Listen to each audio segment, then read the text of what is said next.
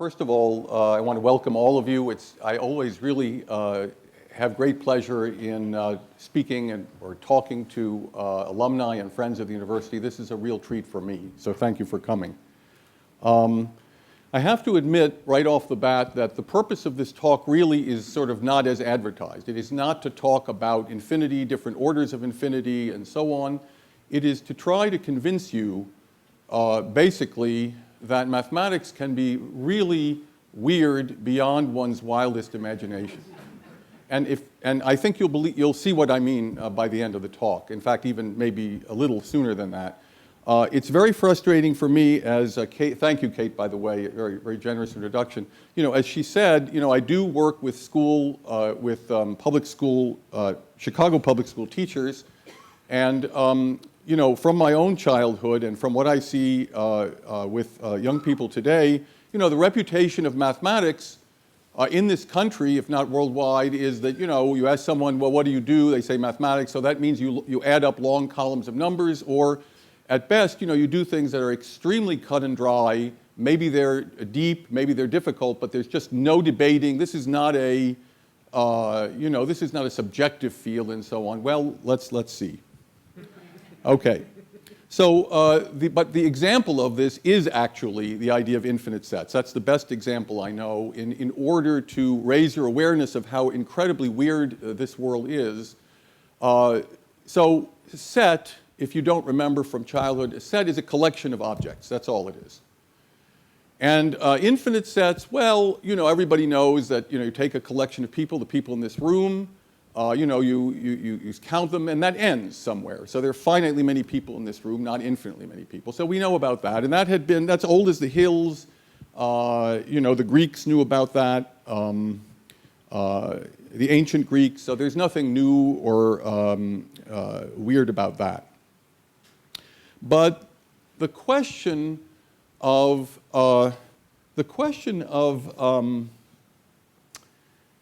I would say, what is the size of an infinite set? And whether all infinite sets have the same size already introduces some truly, I would say, some truly weird concepts. So let me just show you what I mean. Okay, so let's see here. So let's take the most familiar infinite set of all the counting numbers. So that's, you know, the set 1, 2, 3, 4. We've all known this since childhood, and I think I'll call that n for natural numbers. That's usually what mathematicians call that infinite set of things. And now let's take the even numbers, every other one, 2, 4, 6, 8, 10, 12, and so on. That's also an infinite set, right? It doesn't end. Both are infinite. And I think I'll call this E for even. Okay, so now the question is very simply, which set is larger? Well, historically, the greatest mathematicians of the world, and I'm talking, for those of you who know, I'm not talking chopped liver here, I'm talking Gauss, you know, people who are arguably the greatest mathematicians of history, would have said, what are you talking about? Are you crazy? This one, they would go like this one, they would go like this. By the way, a friend showed me a New Yorker cartoon, which I do get the New Yorker, I missed it, where in the cartoon there is a symbol like this, a highway like that, and then there's a car traveling around that highway, and the child is asking the father, Daddy, are we ever going to get there? So this would have been what all mathematicians would have said, just put this sideways 8 beside both sets to say they're both infinite, that's the end of the story. Well, but see, if I draw this a little differently, let me draw E, I mean, then, you know, both are infinite. If I draw E like this, and so on, you know, it may not be totally ridiculous to say that this, which has the evens, this has both the evens and the odds, this might be twice as big as this. You know what I mean? Because it's got both evens and odds. So maybe this is bigger in some sense than this. And then, you know, so a man by the name of Cantor, Georg Cantor, who was originally Russian but settled in Germany. He became somewhat ill, his father became somewhat ill and then moved from a colder climate to a warmer climate in Germany. And he stayed in Germany, which was the world center of mathematics in those days, in the 1800s. And he said he actually formulated a particular definition of when two infinite sets would be the same size. And I'm just going to give you his brilliant idea and then the definition, and then I want to talk a little bit about definitions and about how important definitions are, because they really do affect the way the world works. So, if you can believe this, Cantor's, and also another point, mathematicians have the reputation, if you want a deep idea, it has to be 400 pages of infinite calculation and incredible, no one can understand it. Here is his earth-shaking idea in about 3 seconds. Okay, so I have two hands here, a right hand and a left hand, and fingers on each one. You can observe that. And now I claim, since I may not be normal, but my hands are, I think, relatively normal, there are as many fingers on the left hand as the right hand, okay? So one way of doing it, if you ask a child, I think they go, well, 1, 2, 3, 4, 5, 1, 2, 3, 4, 5, yes, 5 equal 5, yes, they're the same number of fingers. The brilliant idea of Cantor is simply said, I want you, and I'm talking the audience here, to show me how to prove to me, mathematically, that there are as many fingers on the right hand as the left hand, and I do not allow you to count. Perfect. Perfect, exactly. That's exactly right. That's correct. Everybody that I see has got it. That's Cantor's brilliant idea. That's it. Simple as that. And all he said is now, forget finite sets. We're going to apply the same thing to any set. Finite, infinite, large infinite, small infinite, anything at all, that's going to be. So let's be a little more precise, but you've gotten the idea. So this kind of bigamy concept is not going to work. So in other words, where I take several fingers on the left hand and assign two, let's say, of my fingers on the left hand to a single finger on the right hand is silly. That we are not going to accept. When you go like this, I notice that each, we call it element, each thing in the first set is partnered up or paired up with a single thing on the second set in such a way that nothing is missing on either set and there is no cheating, that is to say, no different things on one collection are partnered up with only a single thing of the other. So it's a little bit, it's like a monogamous kind of society where each thing here is partnered with only one thing here, not, or let me talk about it this way too, counting. Is this counting 1, 1, 1, 2, 2, 3, 3, 3, 3, 3, 4, 5, 6, 6. You see, that's not counting. Counting is, and then we call this a one-to-one correspondence. One-to-one because each one here on the left is partnered with only one thing on the right and there's nothing missing in either set. So again, even if a one-to-one correspondence, maybe I will say that the 4 fingers leaving out the thumb are the same size as the 5 fingers here, and that's here, there's no cheating, there's 1-to-1, but notice that the thumb is missing, it has no partner. That's illegal. We have a one-to-one correspondence cannot leave out anything in the first set or the second set. Everything in each set has a perfect match, perfect partner in the other set. Then don't you think that that means that they're the same size? Why should they be different? Every object, we don't care the nature of the objects. In one set, maybe the objects are large animals, and on the other, there are 5 large animals. The other one, maybe my fingers are a little larger I'm left-handed, so they're a little larger here than they are. That's irrelevant. We just care how many things there are in each set, and we've paired them up perfectly. Why should there be any more in one than the other? We just want to do that for infinite sets also, for any set. That's Cantor's idea. Now, in case, just to emphasize the idea that, first of all, mathematics is not cut and dry, when Mr. Cantor proposed this definition, I want to give quotes of the reactions of 2 of the most famous mathematicians of the time, Mr. Kronecker and Mr. Poincaré. One is German and the other one French. Kronecker, a scientific charlatan, a renegade, a corrupter of youth. Poincaré, his concept is, quote, a grave disease infecting the discipline of mathematics. These are some of the greatest mathematicians of history. That did not please Cantor. He was blocked from a professorship in a famous university. He was in, I think, Halle or some German university, Germany the center of all of world mathematics at that time, And, you know, in a relatively minor university, except for him, and I'm sure there were some good people there, but not Berlin, not Göttingen. These were the, you know, the places where somebody who was really like anything like Cantor would, of course, go. He couldn't go there. He was eventually mentally ill. He suffered from extreme depression. There are debates among psychiatrists, you know, which came first? Did his depression cause his lack of, his lack of ability to get along and so on, and withdraw from mathematics? Was it caused by his rejection? I'm not a psychologist or psychiatrist, but in my humble opinion, the treatment that he received, and I'm just giving you a very, very brief summary, would not help anyone, particularly to avoid depression. So he wound up in a mental institution for the last fraction of his life. So this in a field that is so cut and dry, just add numbers and so on. Okay, now, let me just illustrate this in a semi-joke by giving you a definition of a mathematician as someone who majored in mathematics at some point in his or her college career. Let's adopt that as our definition of mathematics. The following people are then mathematicians.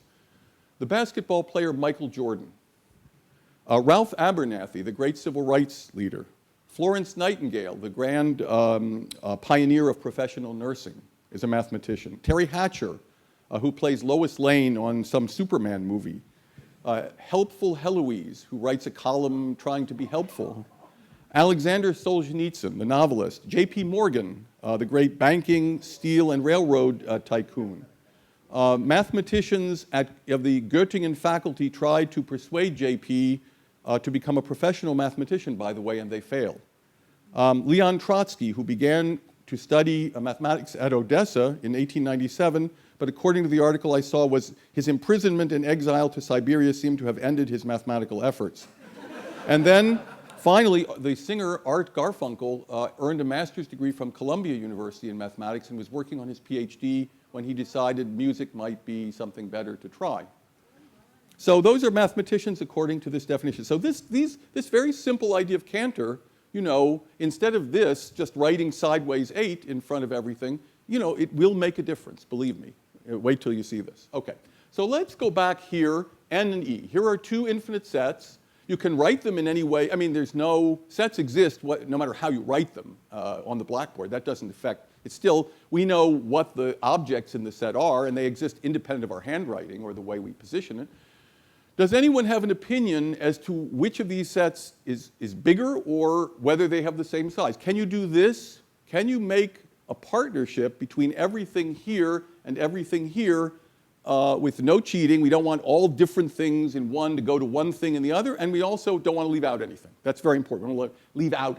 If we want to leave out things, then 2 can partner with 2, 4 can partner with 4, 6 with 6, and so on. But then we leave out the odd things over here, and that doesn't show anything. So what do you think? Does anyone have any idea? Yes, sir. A one-to-one mapping can be formed. Okay, I think so.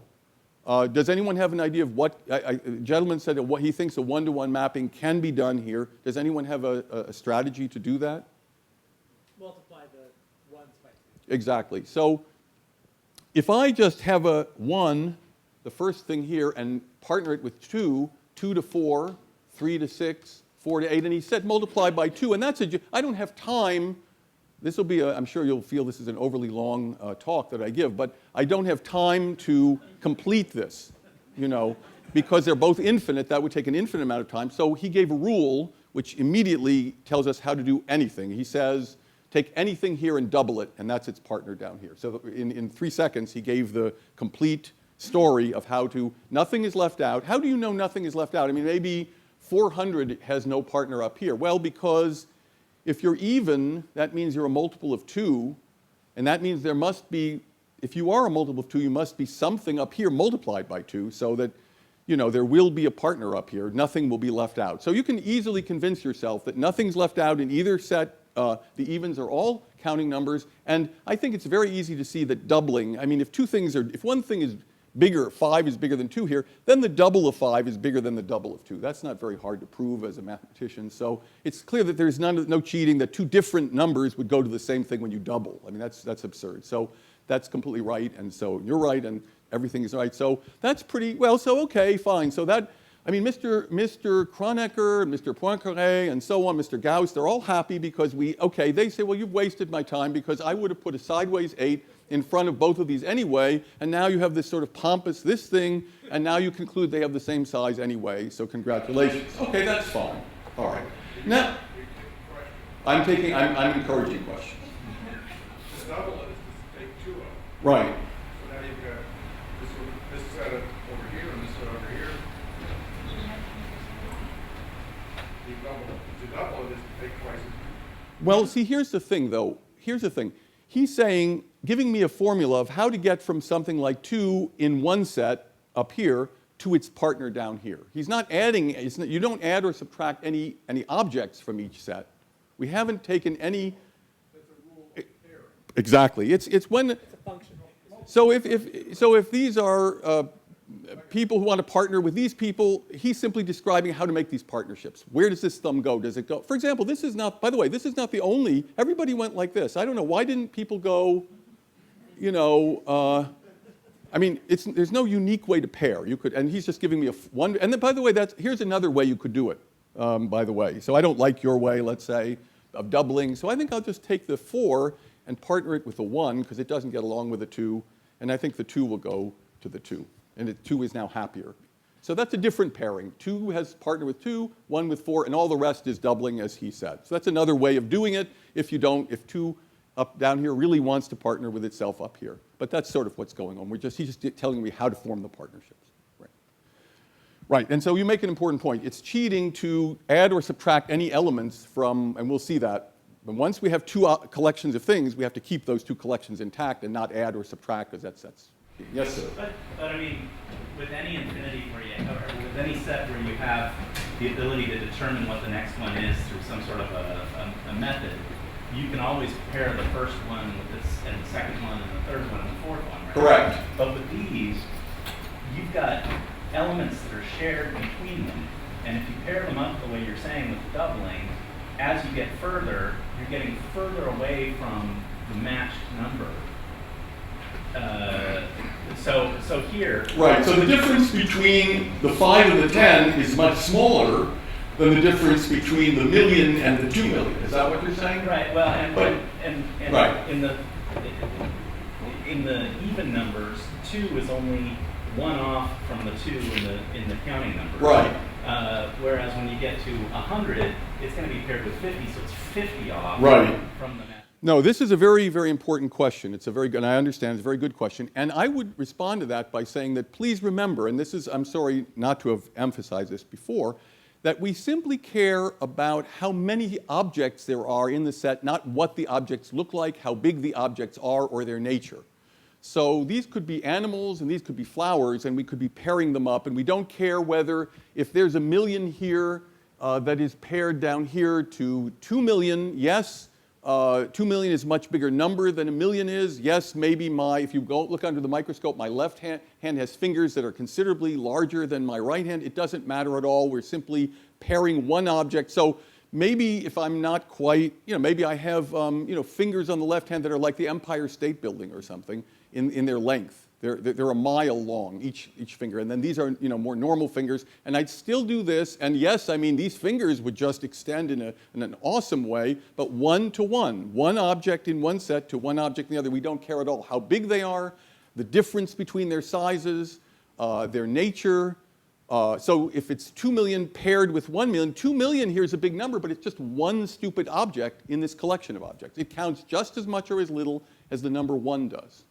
So we don't care what the difference is between something here and its partner down here. That's irrelevant. It's just one thing to one thing, and that's all. Does that make some sense?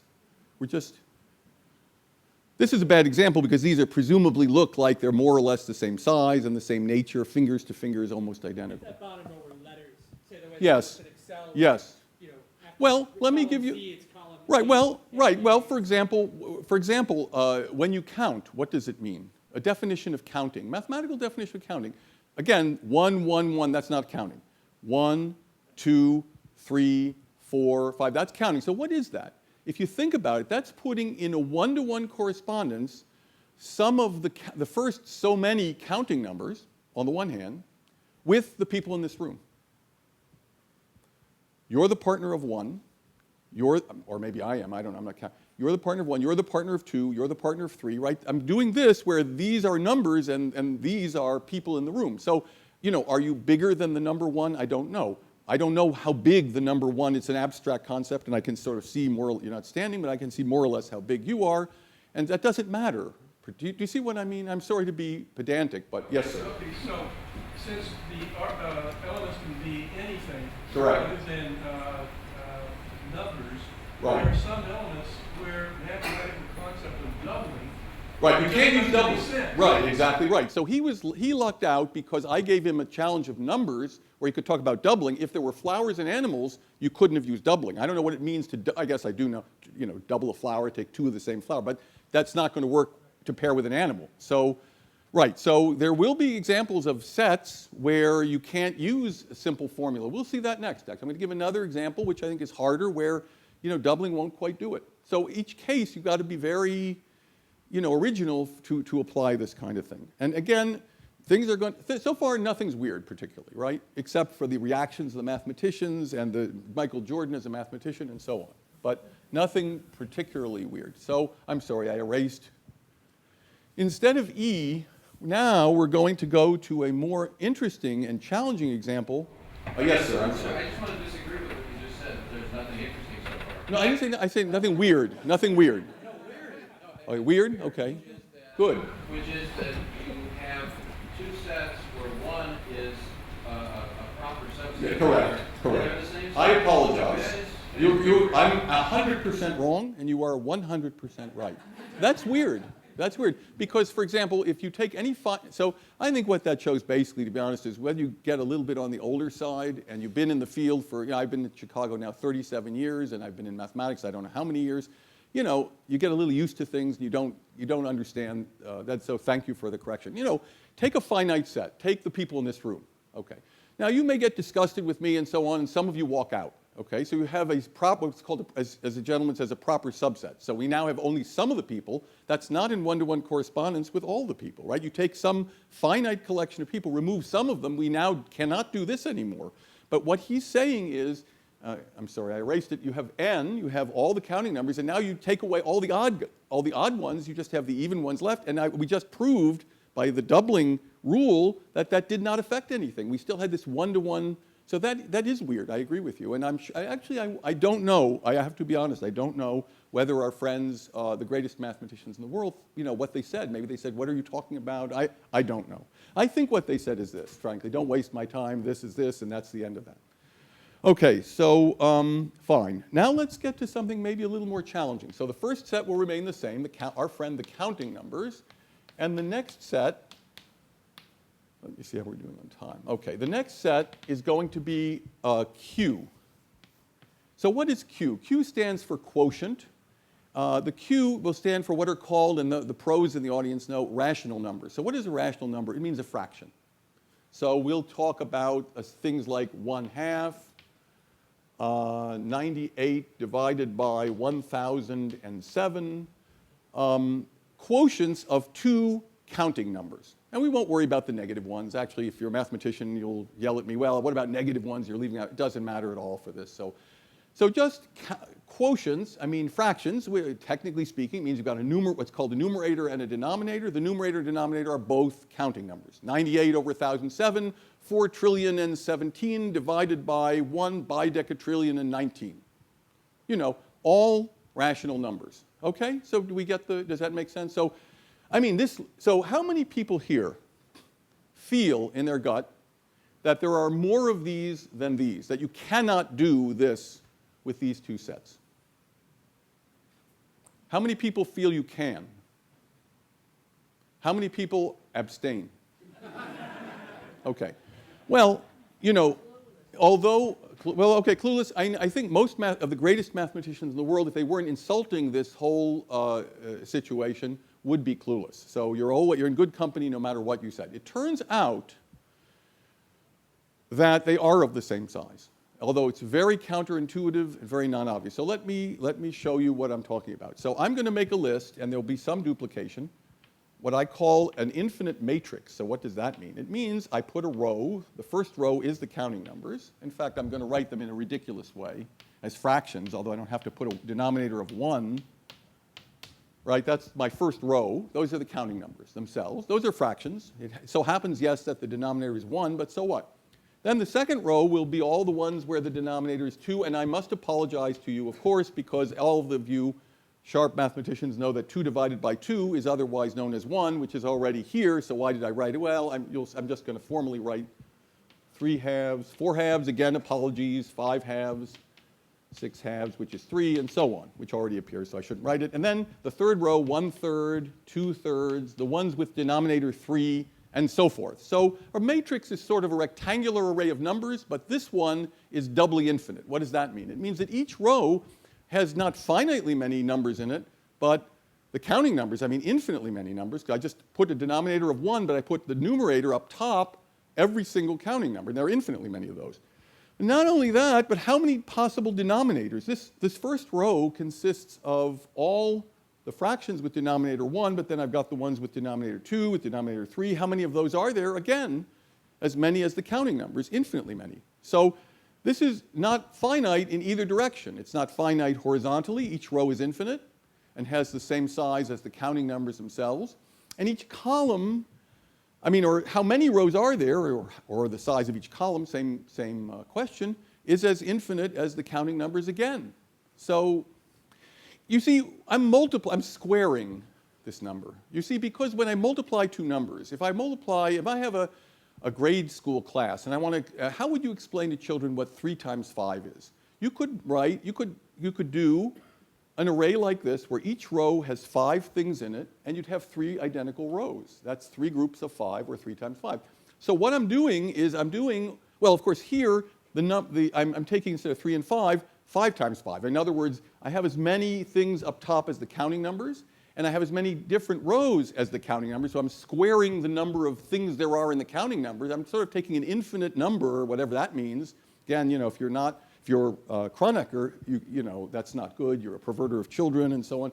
But for Cantor, I'm taking that number and multiplying it by itself. So I'm squaring that. So I'm now asking you not to take up here, I'm taking the number of evens and adding the odds. So I'm taking an infinite number and adding it to itself, quite frankly. And then I found that that was the same thing. So yeah, that's certainly weird. I'm sorry. You're right. And I'm wrong. So because you take a number and double it, it's usually not the same size in a finite case. But here in the infinite case it was. We took the evens and added the odds, both the same size, infinities, and we got the counting numbers, and that was the same size. And here we're multiplying this by itself, or squaring, and I claim it's the same size. Well, here's what not to do. Okay.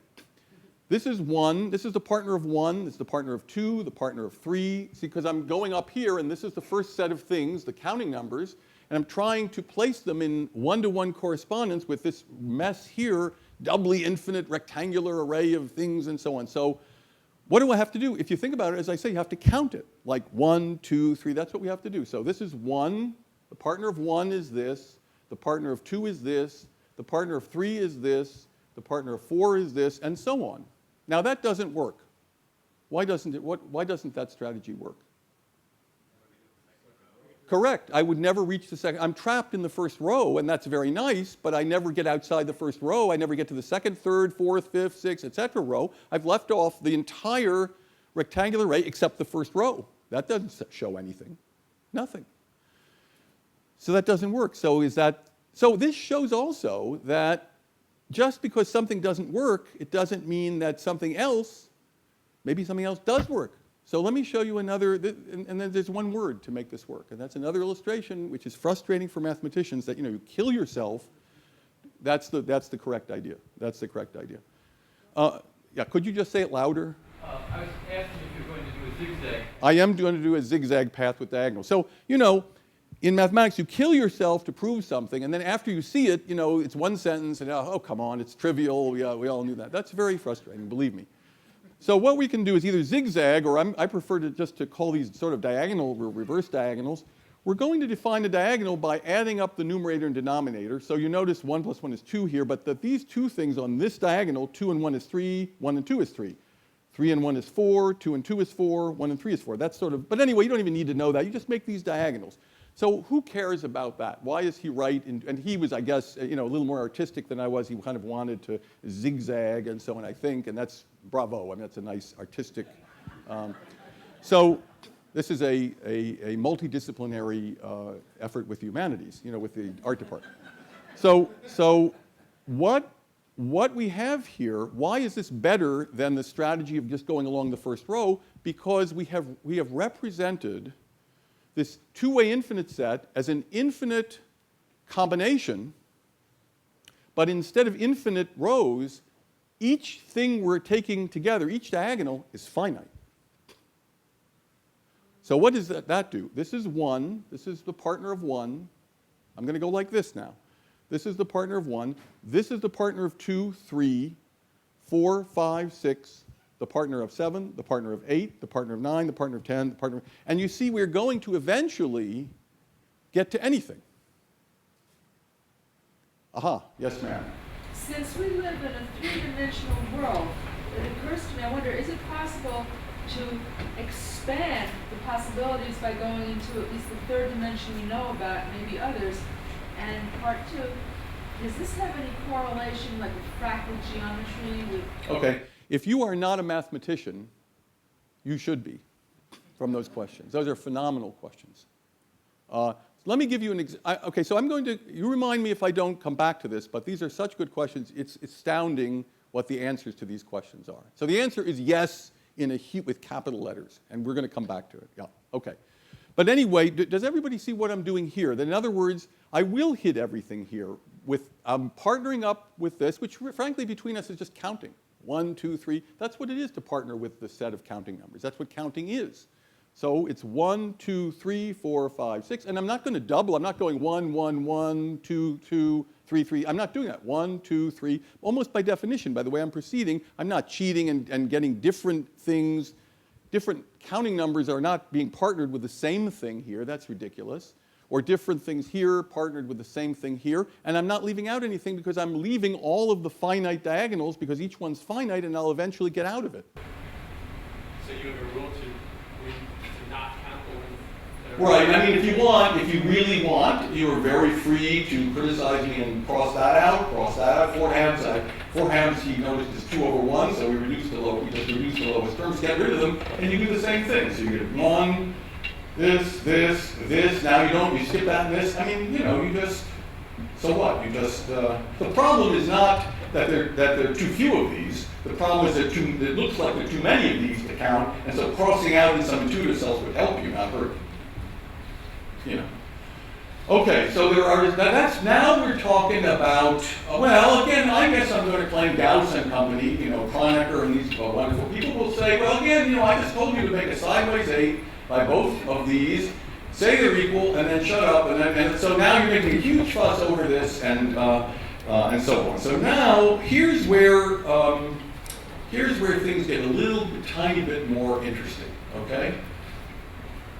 So now, and this was an earth-shaking. The following, now we're going to start to get just the tiniest bit weird and controversial.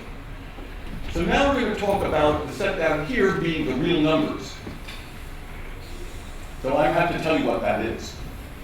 And I can't really tell you. If this were a calculus course and if it were an honors course here, which I always love to teach, I would tell you a little more about the real numbers. But basically, it's the points on the line. It's the number line. Here's 0. And then, there's some weird numbers. If you aren't mathematicians, I know you can't all be perfect, of course.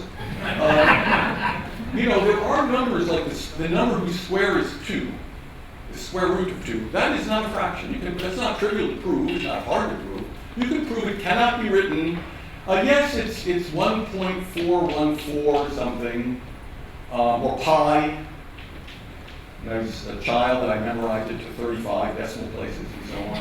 I don't recommend you do that. 3.141 and so on. And you can stop, but that's not right. You can prove mathematically that if you stop at a finite point here, that's not exact. So why is it not exact? Because 3.141, observe, is 3,141 divided by 1,000. And that's a fraction. And you can prove mathematically, and I haven't proven it for you, but you can prove, and that's difficult in the case pi, not so difficult in the case of square root of 2, that these are just not fractions. You cannot write them as fractions no matter how many decimal places you go out. But you can write them as infinite decimal expansions. So for example, but that doesn't characterize exactly, it turns out, fractions or non-fractions, rational or irrational numbers. For example, 1/3. Does anyone know the decimal expansion of 1/3?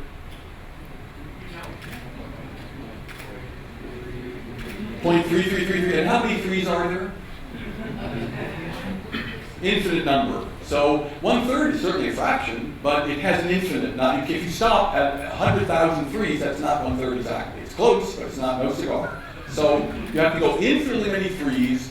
And so if you want to get to an irrational number, you can't terminate and you can't repeat, it turns out. That's a characterization. So your average ordinary fraction in terms of, so here's a question, which frankly ought to be taught, like, well, at least in 12th grade, maybe in calculus class or whatever, characterize for me in terms of decimal expansions, fractions.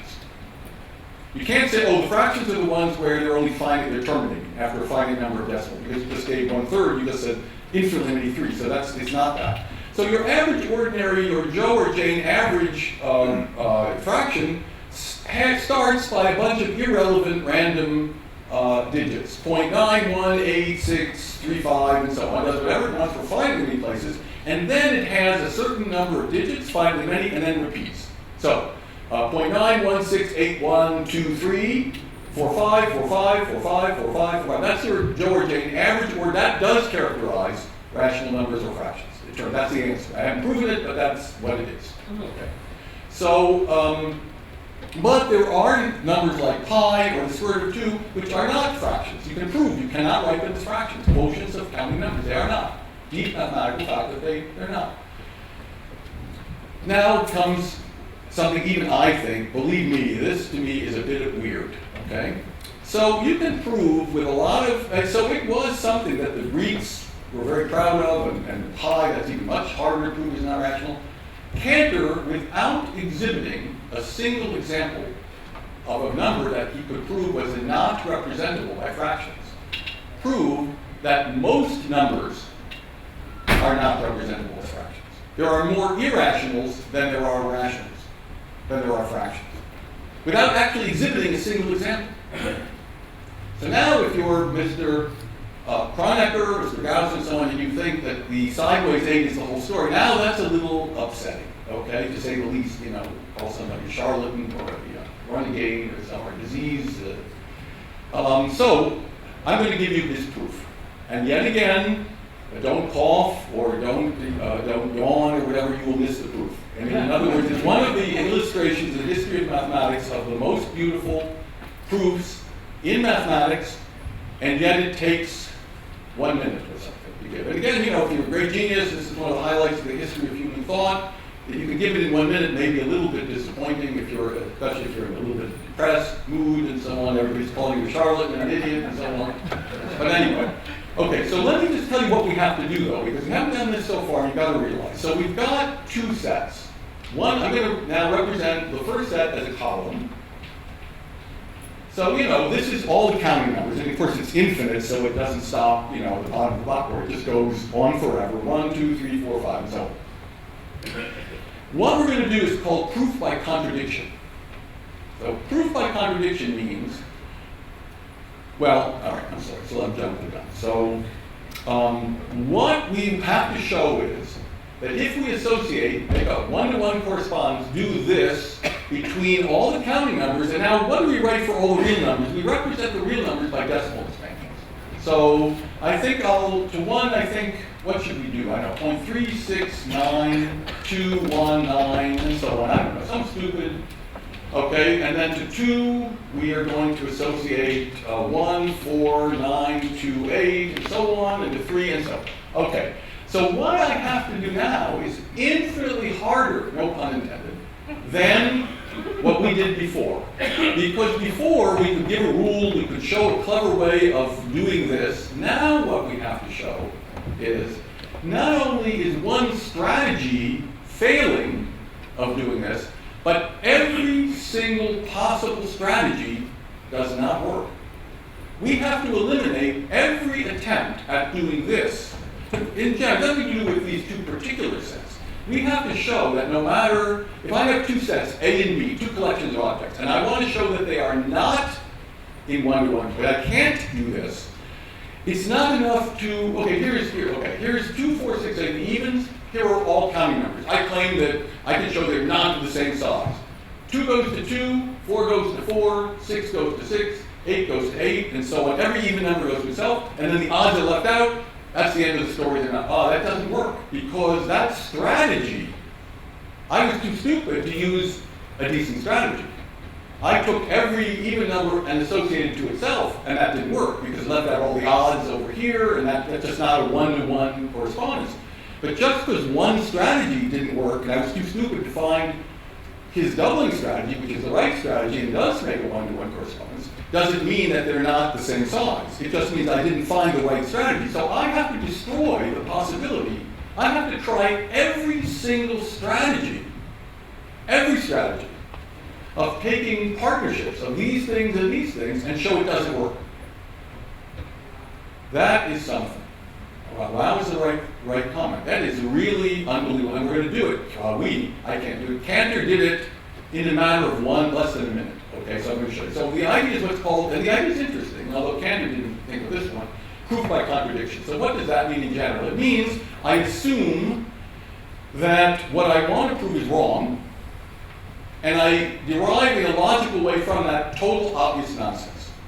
So for example, I would want to prove that the University of Chicago students are the best in the world. Well, that's an obvious statement. So I would assume that that's not true, and then derive from it that 1 equal 2, or something completely stupid and absurd. So that means they must have been the best in the world. Assuming that that's not true, I derive absolutely obvious nonsense, which is, of course, false. So that means that, so here's Cantor now. Cantor says, assume they are paired in some way. He cannot assume anything about the way they're paired, about how this was formed. He just assumes that some genius comes along and shows us some very clever strategy for making the pairing. Assume nothing about it. I put these numbers just for the fun of it. I think I'm going to put for 3, I'm going to show off a little bit. Let's see, 1, 4, 1, 5, 9, 2, 6, 5, 3, 5, and so on. That's pi to so many decimal places. And then 4, I don't know, some genius comes along and says, I'm just making it up as I go along. Well, whatever, I don't care. And I can't assume anything about it. And Cantor will prove for us that this doesn't work. And here, again, no coughing, no blinking. Here's the proof. Okay. Cantor is going to construct, no matter what the strategy, it doesn't matter, some string of digits here, infinite string of digits, that is left off this list, on this side. Here on this side, all possible strings of digits must be present, because all real numbers must be here. Every real number, and every real number is a string of digits, and every string of digits is a real number. We can't leave off any string of digits. How do I know? How is Cantor able to say, without assuming any particular strategy has been used, to show that some string of digits is missing? It's a very clever, and again, this is less than a minute. Take 1 and look only at the first digit of the partner of 1, which I think in this case is a 3. Okay, change it. Come here, change it. What's different from 3? Who wants to? You need to specify a digit, 0, 1, 2, 3, 4, 5, up to 9. I'm going to write down a single digit, which is different from 3, quite different. 2 is a neighbor of 3. For certain reasons, I want it to be a little bit more different. 0. 7, okay, 7. I guess 7 is fine. Okay. Look at the partner of 2. Look only, this is the key thing, look only at the second digit of the partner of 2. It's a 4 in this case, and I don't care what it is, it's something. I'm assuming it's a 4, but it doesn't matter. I can't assume anything about the strategy. Change 4. What's different from 4? 7. Okay. Okay. Now, 3. Look only at the third. This is called the diagonal process, again, because it's the first digit of the partner of 1. It's the second digit only of the partner of 2. The partner of 3 is only the third digit is a 1. Let's change that. I know, 7, right? And then we're going to go to the partner of 4. We'll look only at the fourth digit is a 2. 5, okay, and so on. And then we just continue this, and that's what Cantor produces. Now, let me ask, why is that, why does Cantor say, no, we're finished now, why is that not on this list? And that kind of is obvious. Well, maybe it is on the list. Maybe it's the first string of digits. No, it's not. Because for a string of digits to disagree, there only has to be a disagreement in one digit. The 3 here is not the 7 here. Why is it? Because we intentionally changed it. We looked at the 3 and changed it to a 7. So these already violently disagree in the first digit. I don't care what happens in the later digits. You can't make up for that. If you have 2 strings of digits, the reason, by the way, technically that I wanted a real disagreement was if one is a 2 and the other one's a 3, then 0.3000, in other words, 0.3, which is 3/10, is 0.299999999, etc. They are the same. So I wanted to avoid that, but take my word for it as a mathematician, I won't lie, that if there's a violent disagreement, 3 here versus 7 here, there's no way, no matter what you do later on in the digits, that they can agree as strings of digits, okay, as numbers. So, oh no, actually then it isn't the first one. It's the partner of 2, this one, that's the same as this one. No, it's not, because if you look at the second digit, the 9 here versus the 4 here, they're violently different. Why are they? Because we made it that way. Well, actually, it's the partner of 400,000 way down there underground. No, not really, because if you look at the 400,000th digit, and you look at the 400,000th digit over here, we have changed it. We've intentionally messed it up so that it's different. So you can convince yourself that no matter where you look over here, and you go to a partner over here, that digit, that string of digits is simply different from this string that Cantor has constructed, QED, and of course. That's the end of the proof because that's just a contradiction because you're supposed to, what are you assuming? You're assuming they are in one-to-one correspondence. What does that mean? It means that everything here is mentioned as a partner of one and only one, everything here. But no, something has been left off here. We're not allowed to do that. That's not what a one-to-one correspondence is. Nothing, no finger can be left off this hand or this hand. Everything in each set, in each collection, has to be a partner of something in the other collection. You cannot leave anything off, otherwise it's meaningless. So he's shown us something left off, contradiction, not a one-to-one correspondence. And he hasn't seen anything about the strategy. So that's upsetting. That really now starts to get rather weird, but that's nothing.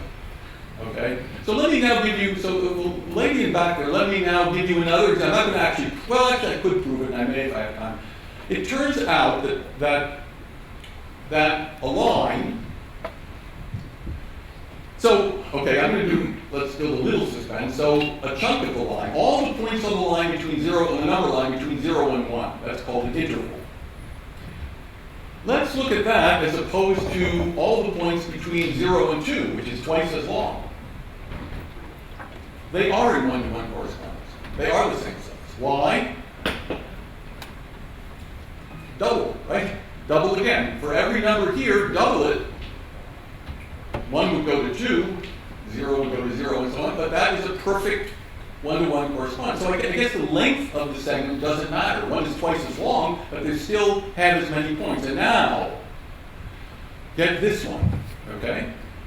The line itself is in one-to-one correspondence with 3-dimensional space, or with a plane.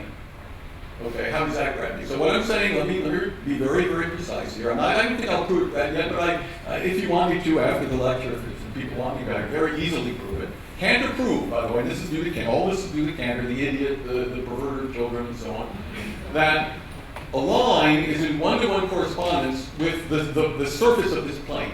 The surface of this blackboard, I'm sorry, that's what a plane is, a 2-dimensional flat plane. In other words, there are as many points on a line as there are points on a flat plane, or 3-dimensional space, this room, points in this room, for example. Or, I'm sorry, I'm a mathematician, excuse me, n-dimensional space. Most of my work is infinite dimensional. By the way, I can't resist telling you, another irritating thing is people feel mathematicians, they see in 5 dimensions, or, there's the time coordinates, so it's 4 dimensions, and so they see 4 perpendicular axes, and so on. Absolute nonsense. N-dimensional, being a collection, is 4-dimensional when it takes 4 numbers to describe something in the set. So if I want to describe a point on a line, it only takes 1 number. You're 0, and then I have to go tell me how far to go in either direction, a positive or negative number. If I have a point in the plane, I can describe that by 2 numbers along each perpendicular axis.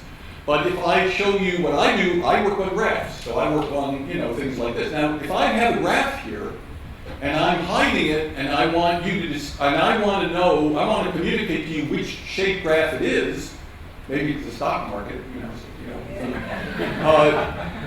but really, seriously, that would probably be, something like that. Then how do you describe that with 5 numbers? I dare you, you can't. It's not 5-dimensional, it's infinite dimensional. You cannot describe this complicated object with just giving me 5 numbers. It's too complicated, up and down, weird wiggles and so on. That's what infinite. So when I think in infinite dimensions, oh my, that sounds impressive, but that's, sorry, life is complicated, and there are many collections of objects that cannot be described just by giving me 3 numbers. Try to give me 3 numbers that describe this exact shape. Can't do it. Okay, so now we're going to go from weird and I think somewhat interesting to what I really mean is weird. And yes, sir. How could you show, or could you show, that the same things are going true with other numbering systems, hexadecimal, Right. or maybe even a system I have not heard of yet? Right. That is a very, very good. Just an artifact. Right. No, that is a good question. You can show that. You can show that it has nothing to do with the base. So, for example, in binary, you can show that every real number can be written as a decimal point with zeros and ones, where each place, and children will learn this. They don't understand it, of course, but they learn it.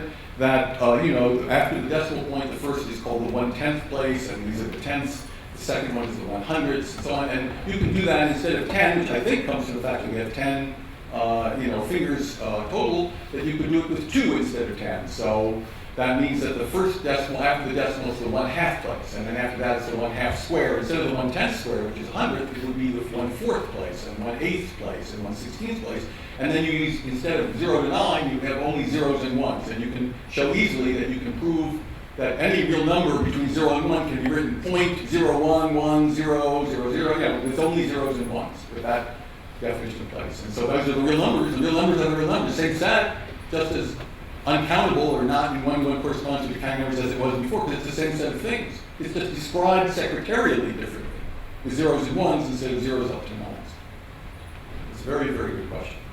So some very sharp questions here. So, okay, now I want to describe something very carefully. I'm almost out of time, but this will only take me about 5 minutes, and this is something, because this overlaps with me.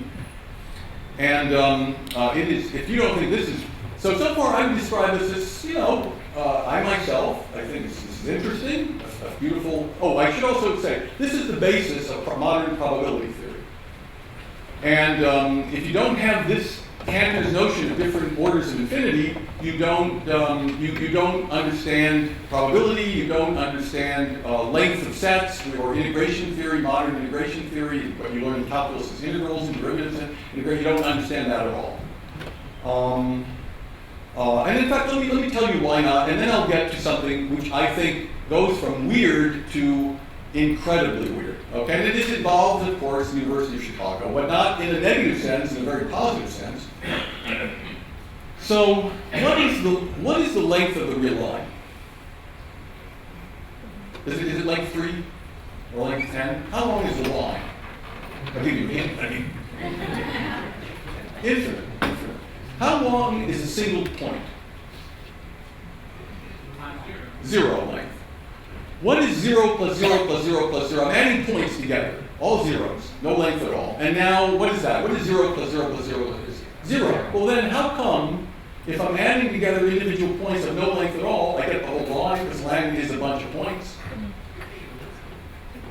No, because, well, yes and no, that's sort of right, but the point I'm making is that you can only have additivity, you can only add lengths of sets. If you're a mathematician, it's called Lebesgue theory and Lebesgue measure, you can only add countably many sets. You can't take uncountably many, things that are infinity larger than the counting numbers, and put them together, too many sets together, and add their lengths and say that's the length of all of them together. So there are too many points, is what I'm saying. And so the sum of zeros is 0, but so what? There are too many points. They're not allowed to take that many, infinitely many sets together. You have to count a sequence of sets. The first set, the second set, the third set, and so on. Not one for each real number. Anyway. But that's another, so a whole other lecture, set of lectures for a quarter here at graduate level, so I'm not going to do that in 5 minutes. Okay, now let's get to a little bit of history that does involve me. So I was a graduate student at Princeton, where my thesis advisor had been an undergraduate, is a very famous mathematician, National Medal of Science, Wolf Prize, this prize, that prize, member of all the national academies. And he was an undergraduate and a graduate student at the University of Chicago, where my field was invented. And that's why 37 years ago I kind of thought it might be a nice place to go after my PhD. And my mathematical grandfather, that is my thesis advisor's thesis advisor, is named Anthony Zygmunt. A student of his was named Paul Cohen. So this is about late 1950s, I think. So that's a little before my time here. But this is Mr. Cohen. Paul Cohen. And Mr. Cohen was like me. So what do I do in mathematics? As Kate said, I'm an analyst. What does that mean? It meant, very frankly, that I saw and fell in love with calculus, and I've not gotten over it since. So that was Paul Cohen, that was Zygmunt, and so on. Okay, so he didn't particularly like this subject of set theory and Cantor. Well, he didn't think Cantor was a perverter of children. He didn't think Cantor was an idiot or whatever. He just thought, okay, what's known is known. That's it. It's not very interesting. It's very easy. So he had a friend who was a graduate student at the University of Chicago, also, who was in set theory. That's what he did for his thesis. He's working on his thesis. So Mr. Cohen, who was probably not the shyest and most maybe not exactly the single most modest person in the world, went up to his friend and said, you give me any problem in your field, and I'll solve it. Okay? So he gave him the following extremely famous problem that actually was posed by Cantor himself, but totally unsolved. And that also, by the way, did not please Cantor, I'm told, historically. That's not, Cantor had a lot of mathematical events that were not particularly leading to joy and good mood and so on. That was one he couldn't solve the continuum. I'm sorry, the thing I'm about to say. So it's a very simple thing, and that's the following. If I give you two finite sets, one has 20 things in it and one has 3 things in it, you could give me sets whose size is in between, couldn't you? There are plenty of numbers in between 20 and 3, so whatever. So we know that there are more real numbers, there are more points on the line, more real numbers, strings of decimals. We just proved that's a bigger infinite set than the counting numbers. We proved that. That's what Cantor just proved by this diagonal thing, changing each digit, one digit at a time, and so on. And so on. This is bigger than this. We just proved that. The most famous unsolved problem which Mr. Cohen, as a graduate student, evidently put to his friend was, or the friend, I should say, put to him under dare. Is there anything in between? That is, can you find a set, a collection of things, that's smaller than the points on a line, than the real numbers, but bigger, strictly bigger than the counting numbers? In other words, we've got 2 things. One bigger than another. It's very, very natural to ask, is there anything in between? That's as natural as the law of gravity. To a mathematician. Something bigger, something smaller, anything in between? Cantor couldn't settle it. Well, Mr. Cohen did settle it. And his solution is the thing that I want to accent, this graduate student at the University of Chicago, is, in my humble opinion, one of the weirdest things in the history of human thought. We're not talking about just somewhat weird or math is strange. We're talking about philosophy. We're talking about, and I'm not kidding, this goes over, you ask the philosophy departments, they go over to the humanities division, they've heard of this one. Okay? And he got a Fields Medal for this, but this wasn't just any old. There is no Nobel Prize for mathematics, by the way. I don't know whether you know that. The Fields Medal is the replacement. He won the Fields Medal, but this is not just an average one. So here's what he did. Okay, so ready for this one? He rigorously proved that you could not settle this question. Okay, let me repeat that.